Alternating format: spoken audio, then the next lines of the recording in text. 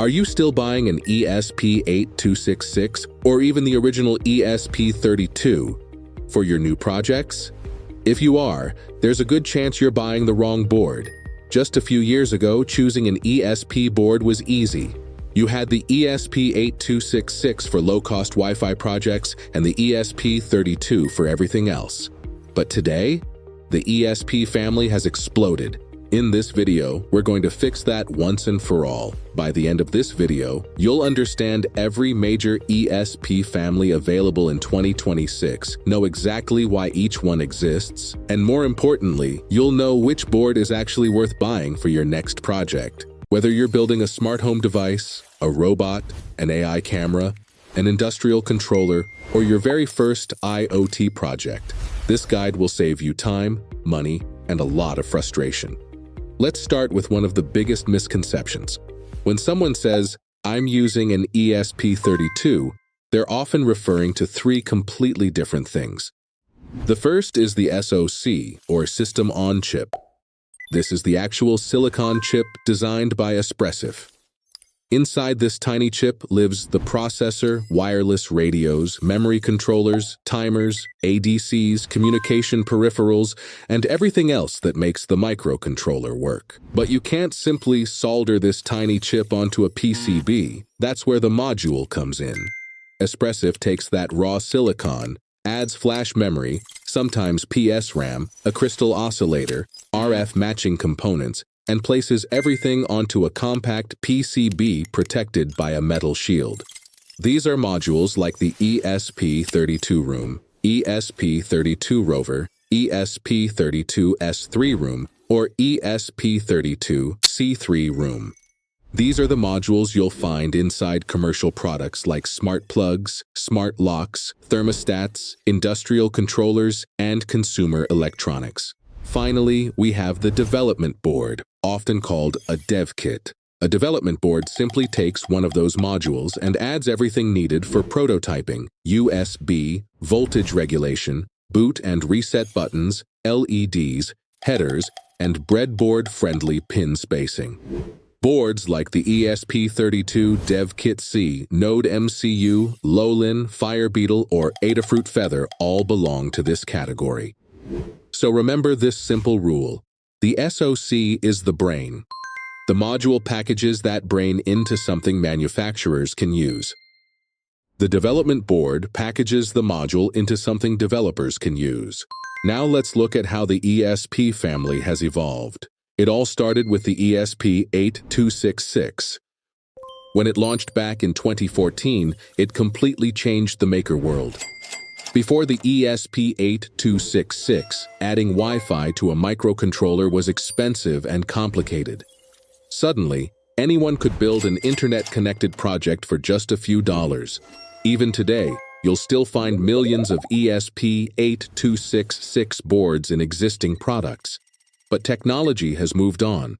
The ESP82-C6 offers only Wi-Fi, no Bluetooth, limited GPIO, a single analog input, relatively little RAM, and significantly fewer peripherals than modern chips. Can it still build a Wi-Fi relay?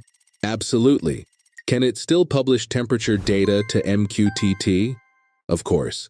But if you're starting a brand new project in 2026, there's almost no reason to choose it anymore.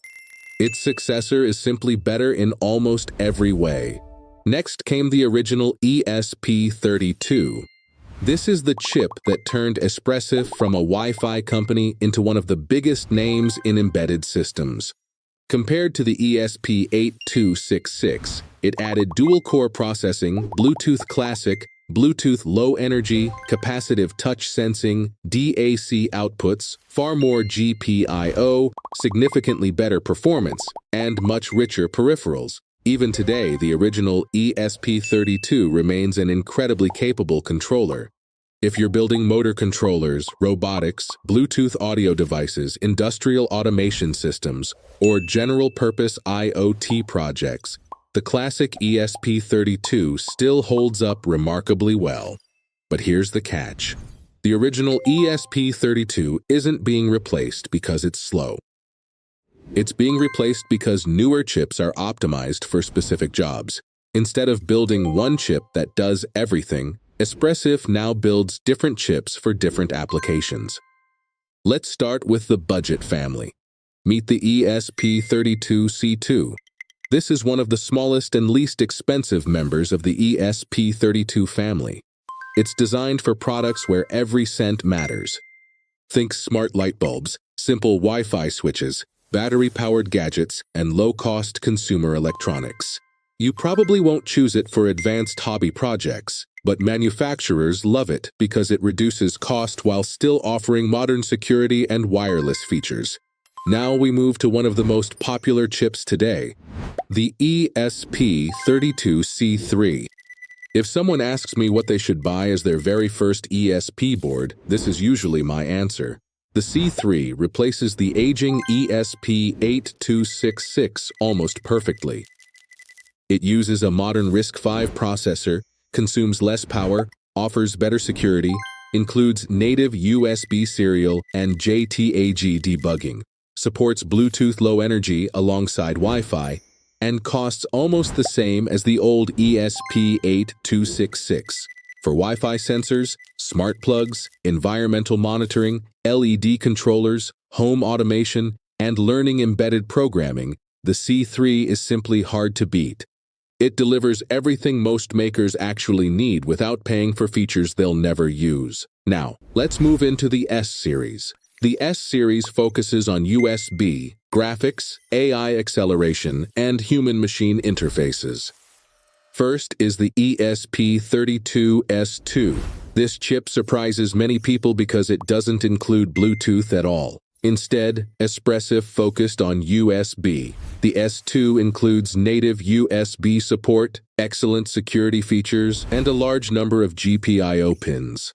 That makes it perfect for building USB keyboards, gaming controllers, MIDI devices, barcode scanners, custom input devices, USB tools, and portable gadgets. If your project connects directly to a computer over USB, the S2 is still an excellent choice.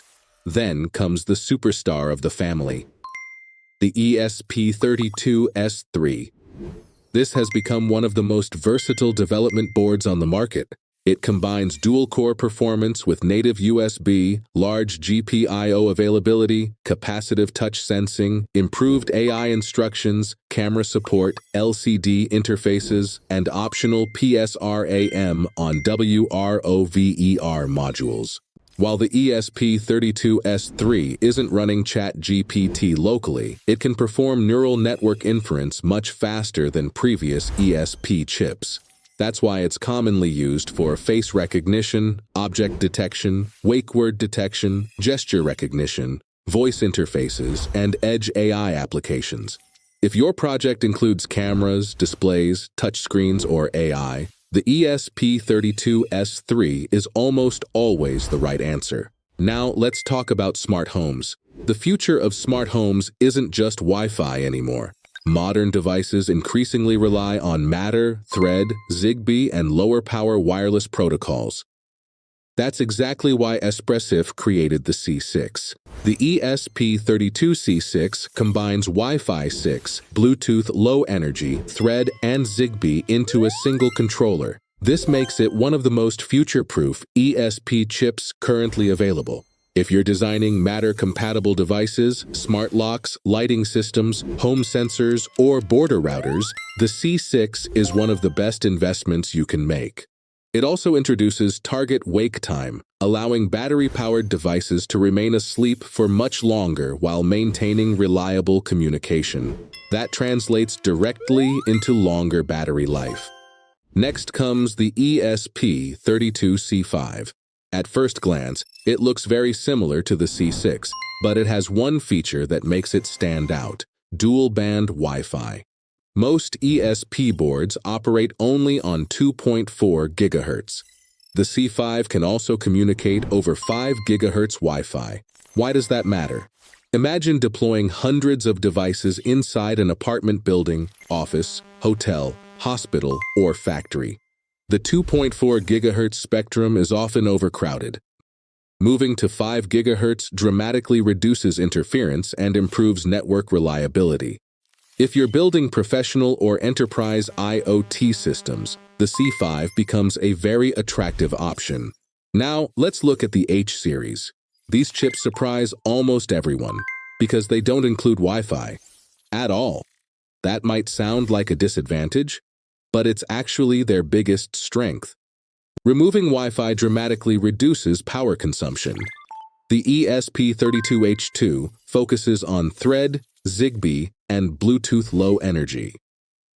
That makes it ideal for battery-powered smart home devices expected to run for years without changing batteries. Think door sensors, window sensors, motion detectors, temperature sensors, leak detectors, smart thermostats, BLE beacons. Anywhere battery life matters more than internet speed. The newer H series continues expanding these capabilities for future smart home ecosystems. Finally, we reach the monster of the ESP family, the ESP32-P4. This chip is unlike anything Espressif has ever built before. Instead of being just another microcontroller, it's closer to an embedded application processor. It features dual high-performance RISC-V cores, dramatically increased computing power, high-speed memory interfaces, support for MIPI cameras, MIPI displays, advanced graphics acceleration, multimedia processing, and dedicated hardware video capabilities. It's designed for products that previous ESP chips simply couldn't handle. Industrial HM is smart dashboards, digital signage, video devices, camera systems, edge multimedia, advanced robotics. Here's the interesting part. The P4 doesn't include Wi-Fi or Bluetooth. Instead, it's designed to work alongside another ESP chip, such as a C6, which handles wireless communication while the P4 focuses entirely on processing. Think of it as splitting the workload between two specialists. One handles networking, the other handles performance. Before we finish, let's quickly decode the names you'll see online. If you see WROOM, that's the standard module. If you see WROVER, you're getting additional PSRAM, which is highly recommended for graphics, AI, cameras, and large applications. Mini modules focus on compact designs. And when you see DevKit, Node MCU, Feather, Firebeetle, or similar names, remember you're looking at development boards, not different processors. Now comes the question everyone asks. Which ESP board should you actually buy if you're replacing an ESP32-C6? Buy the ESP32-C3. If you're learning ESP development for the first time, start with the ESP32-C3. If you're building a general-purpose project and already own the classic ESP32, keep using it. It's still excellent. If you're building touchscreens, cameras, USB devices, graphics, or AI, choose the ESP32-S3.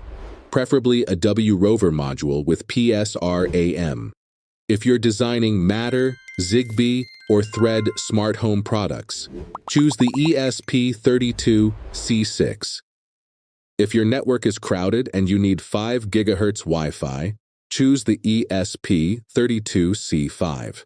If you're building ultra-low power battery devices, choose the ESP32-H2. And if you're creating multimedia systems, industrial displays, or high-performance embedded products, the ESP32-P4 is currently in a class of its own. The ESP family has become much bigger than just ESP8266 versus ESP32. Today, every chip has a purpose. And once you understand what each family was designed to do, choosing the right board becomes surprisingly simple. Now, I'd love to hear from you.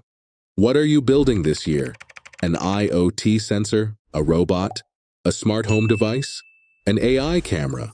Leave a comment below, and I'll recommend the exact ESP board I'd use for your project. If you found this guide helpful, don't forget to like the video, subscribe to the channel, and I'll see you in the next one. Until then, happy building.